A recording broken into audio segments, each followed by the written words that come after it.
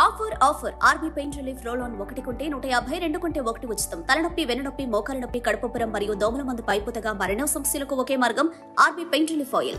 ACB స్వాధీనం చేసుకున్న పత్రాలతో పాటు ఎఫ్ఐఆర్ కాపీ ఇవ్వాలని కేంద్రం దర్యాప్తు సంస్థ ఈడీ కోరింది. అక్రమాస్తుల కేసు విషయంలో శివబాలకృష్ణను 16 రోజుల నుంచి ఏసీబీ విచారణ చేస్తుంది. శివబాలకృష్ణ కేసులోకి ఈడీ ఎంటర్ అవుతుందా లేదా అనేది తెలుసుకోవాలి.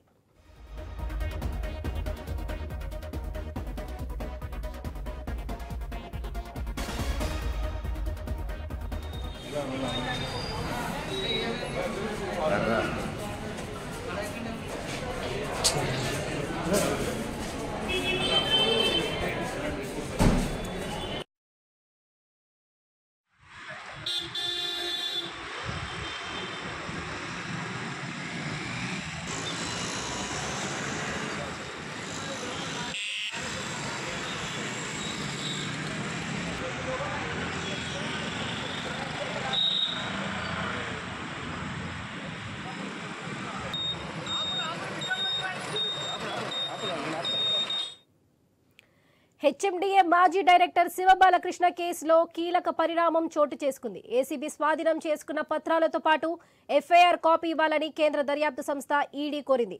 అక్రమాస్తుల కేసు విషయంలో శివబాలకృష్ణను 16 రోజుల నుంచి ఏసీబీ విచారణ చేస్తుంది.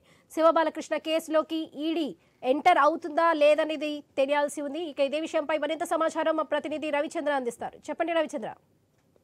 వరలక్ష్మి, అయితే శివబాలకృష్ణ సంబంధించిన కేసులో కీలక పరిణామాలు చోటు చేసుకుంటారని చెప్పుకోవచ్చు. అయితే ఈడీ ఎన్ఫోర్స్మెంట్ డైరెక్టరేట్ ఇందులో శివబాలకు సంబంధించిన ఆస్తులు కావచ్చు, వివరాలు కావచ్చు, దాంతో పాటు ఎఫ్ఐఆర్ కావచ్చు, ఇవన్నీ ఇవ్వాలంటూ హుకుం జారీ చేసింది ఎన్ఫోర్స్మెంట్ డైరెక్టరేట్. దాంతో పాటు ఐటీ ఇన్కమ్ ట్యాక్స్ డిపార్ట్మెంట్ కూడా రంగంలో దిగేట్టుగా అవకాశాలు కూడా లేకపోలేదని చెప్పుకోవచ్చు. ఎందుకంటే కేంద్ర దర్యాప్తు సంస్థలు కూడా దృష్టి పెట్టాయని చెప్పుకోవచ్చు. ఏసీబీ ఒక విచారణ చేస్తుంటే మరోపక్క కూడా కేంద్ర దర్యాప్తు సంస్థలు కూడా శివబాలకృష్ణ దృష్టి పెట్టని చెప్పుకోవచ్చు. ఎందుకంటే 100 కోట్లకు సంబంధించిన వివరాలు బయటికి రావడం, దాంతోపాటు 100 ఎకరాల భూములు కూడా, వ్యవసాయ భూములు, ప్లాట్లు, 29 ప్లాట్లు ఉన్నట్టు ఏసీబీ గుర్తించింది. ఈ వివరాలన్నీ ఎన్ఫోర్స్మెంట్ డైరెక్టరేట్ కూడా ఆడిట్ చేసేట్టుగా అవకాశాలు కూడా ఉన్నాయన్నట్టు తెలుస్తుంది. అయితే ఈ 2-3 రోజుల్లో ఎన్ఫోర్స్మెంట్ డైరెక్టరేట్ ఏసీబీ నుంచి వివరాలు తీసుకున్నట్టుగా అవకాశాలు కూడా ఉన్నాయని చెప్పుకోవచ్చు.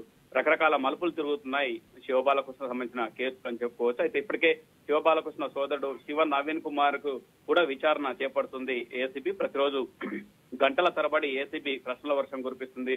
ప్రతిరోజు కూడా నిత్య నూతనంగా ప్రతిరోజు కూడా కొత్త అంశాలు తెర మీదకి వస్తున్నాయని చెప్పుకోవచ్చు. ఎందుకంటే ప్రతిరోజు ఒక్కొక్క చోట భూములు కావచ్చు, ప్లాట్లు ఆంధ్రప్రదేశ్ లోని విశాఖపట్నంలో కూడా శివబాలకృష్ణకు ఆస్తులు ఉన్నట్టు ఏసీబీ గుర్తించింది. ఎక్కువగా జనగామలో పలకుర్తి కావచ్చు, దాంతోపాటు తొర్రూరు ఏరియా, దాంతోపాటు కొడకండ్ల ఏరియాలో ముఖ్యంగా 10ల సంఖ్యలో ఎకరాలు ఉన్నట్టు, వ్యవసాయ భూములు కూడా ఉన్నట్లు గుర్తించింది. దాంతో పాటు యాదాద్రి జిల్లా, రంగారెడ్డి జిల్లా, చాలా జిల్లాలలో, తెలంగాణలో సుమారు 6 జిల్లాల్లో ఈయనకు వ్యవసాయ భూమి ఉన్నట్లు కూడా ఏసీబీ గుర్తించింది.